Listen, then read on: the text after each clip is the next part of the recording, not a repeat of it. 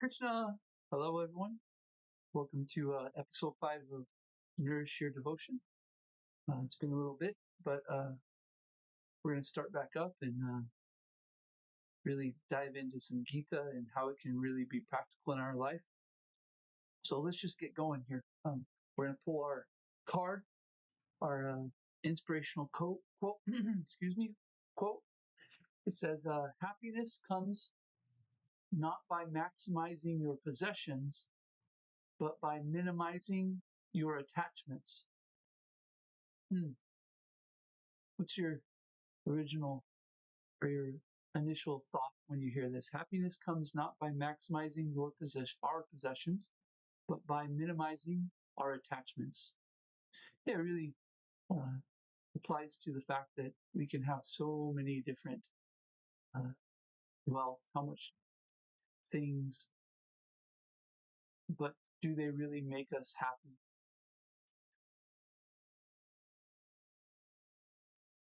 What is it that really makes us happy? And we should be attached to those things that give us true joy. Okay, here's a quote, by the way. So its inspiration comes from Bhagavad-gita chapter 13, text 11. So let's go there and see what Krishna has to say. We're going to our awesome database. Let me put that on here. Cool.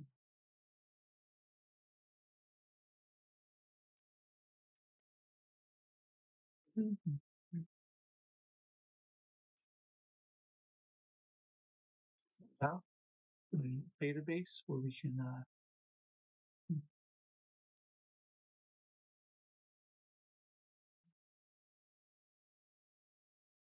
sorry here. I'm not sure why it's not coming up.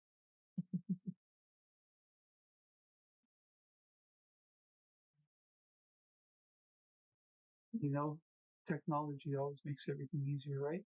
I tested this beforehand just to make sure that it would come up easily. Here, let's go like this. Boom. We'll close this window, open it back up.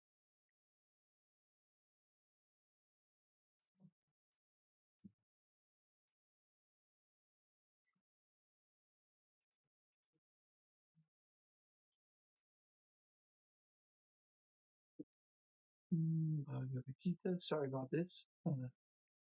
There we go. Aha, we did it. Okay, let's go to chapter 13.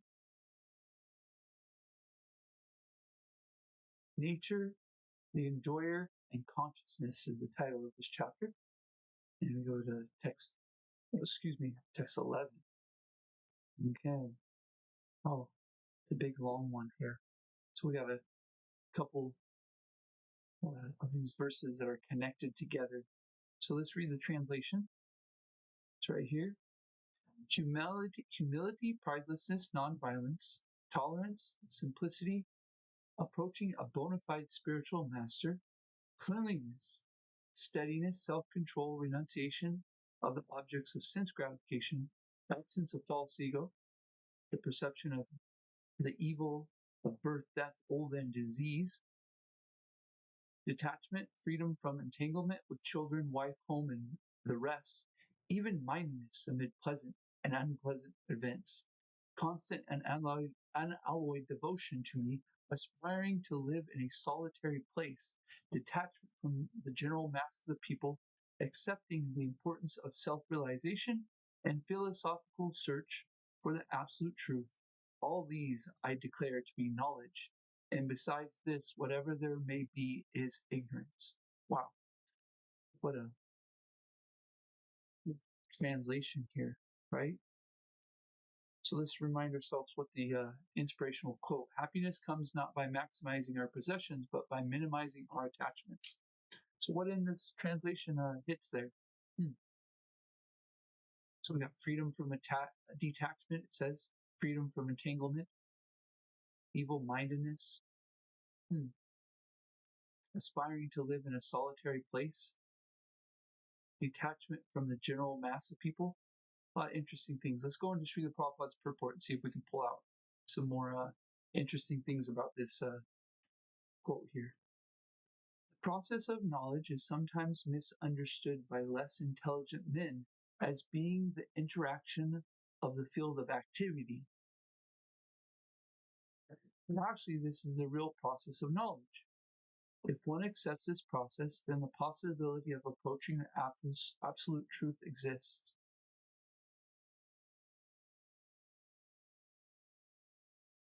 This is not the interaction of the 24 elements as described before. This is actually the means to go out of the entanglement of those elements, to get out of the entanglement of those elements. The embodied soul is entrapped by the body, which is which is a casing made of 24 elements, and the process of knowledge as described herein is the means to get out of it. So the 24 elements are 5 of them are earth, water, air, ether, fire.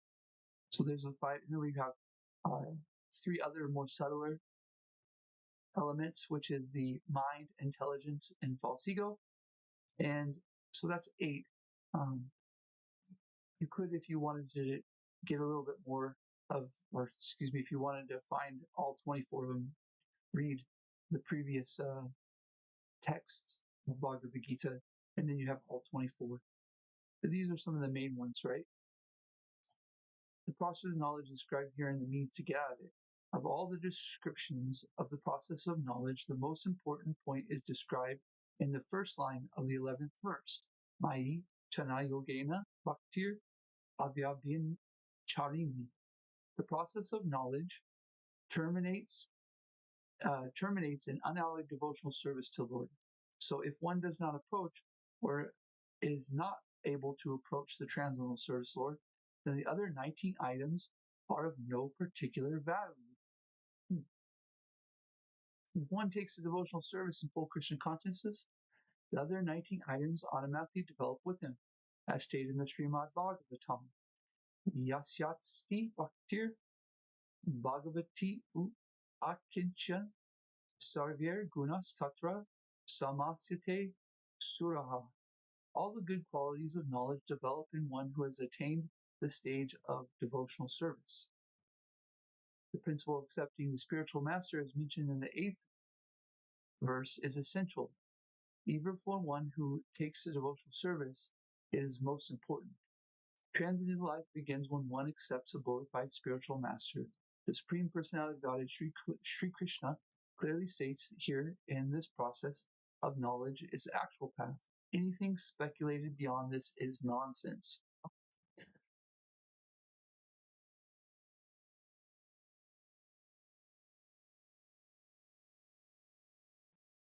So,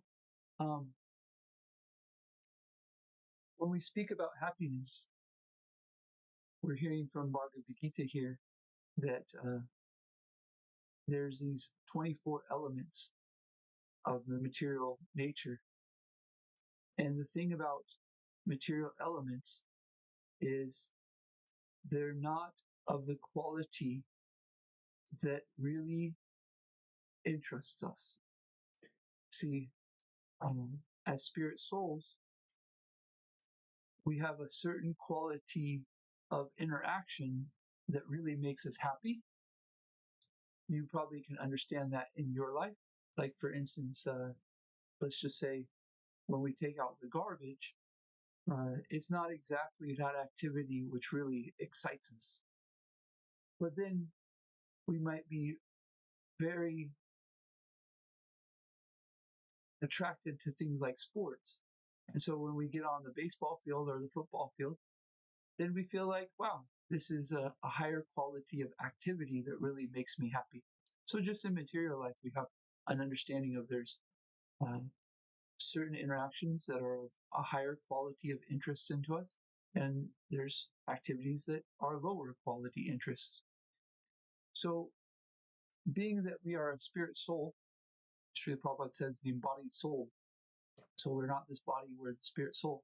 Well, the spirit soul has certain activities or um,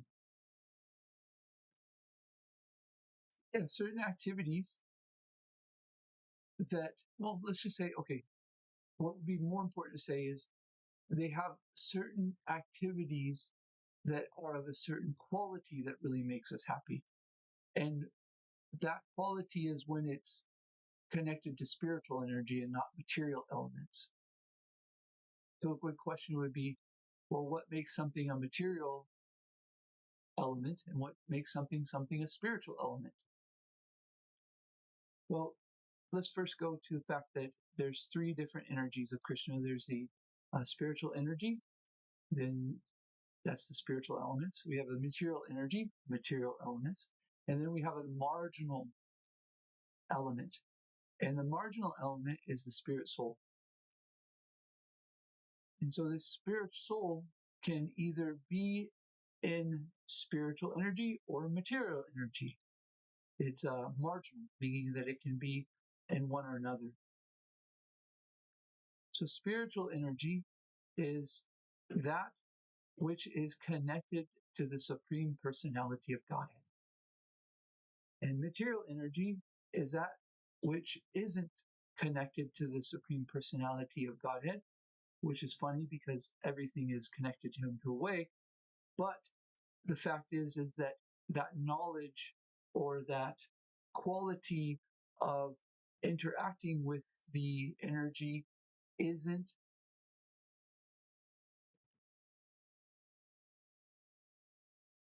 specifically understood or specifically approached in that way. So, being that everything is connected to Krishna, that the energy, the effulgence is everything is connected to Krishna, we have, as a spirit soul, a decision to make, a choice. We can interact with it in a way that we have understanding, knowledge, and we approach it as connected with Krishna, or we approach it in that it's just a bunch of elements that have uh, come together and um, are just material. So you can almost say this is, you divide this in a sense of a atheist view of things and a um, theistic view of things, right?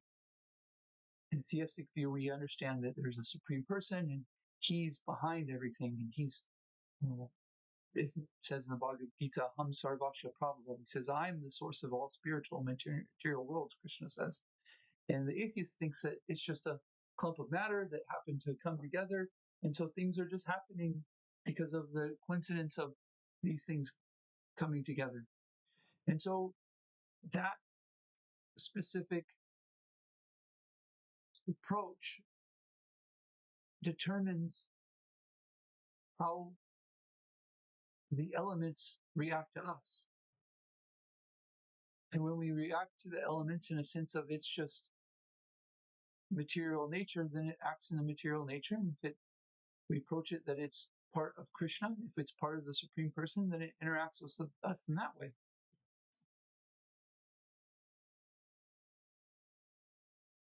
So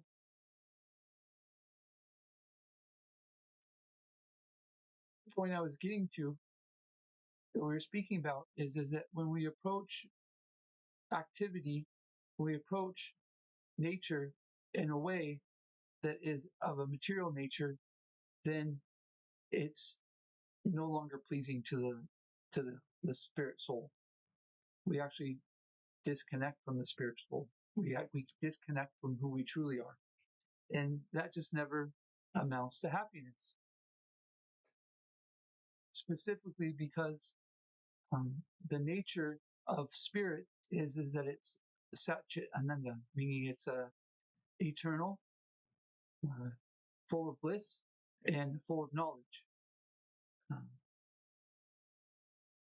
and when we interact with nature that isn't this, that isn't eternal, full of bliss, and full of knowledge, then it's just not a very high quality. It's like taking out the garbage. Like I said, We're interacting, we're doing something, but it's just a quality of activity that's not very interesting. But because we interact with material nature so much, we start to try to measure what are better material situations and what's uh, least liked material situation. And so the material world is based on this, trying to figure out what the best material activities are and what's the least liked material activities. But if we come to knowledge of the Bhagavad Gita, we understand that really between these, there's no happiness. And so that's where our quote comes back, is that uh, happiness does not come from maximizing our possessions, our material energy, and however form it comes. If it comes, that material energy comes in the form of a car, or a big house, or an office, or a computer, or this or that, it's not going to quench our thirst for happiness. It's not going to satisfy. Instead, we have to start to approach these things as that I'm not going to work, I'm not going to do those activities for the purpose of them pleasing me. Instead, I interact with them in a way that I look at them as a way to please Krishna. They become an instrument, a tool of service instead of a tool of uh, trying to be pleasure. So, a practical example is that you have a car and you can take that car to so many different places. Somebody might take their car to work, and some may take their car to go do some nonsense things or legal activities that get them in trouble. So the car hasn't changed. The purpose for the car has changed. So similarly, we have a body that's made up of material elements, and how we decide to use it determines the quality of happiness we get. If we just use it as a way to try to interact with other material elements, then we're not going to find too much happiness. We won't find any happiness, to be honest with you. It's trying to measure who's got the best,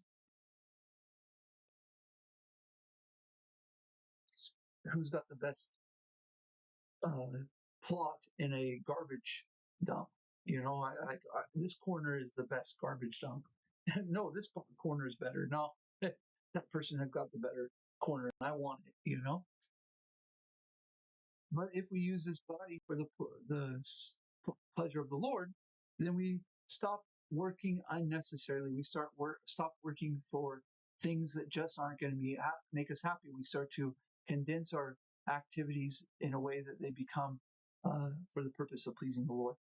So we want to minimize the activities that uh,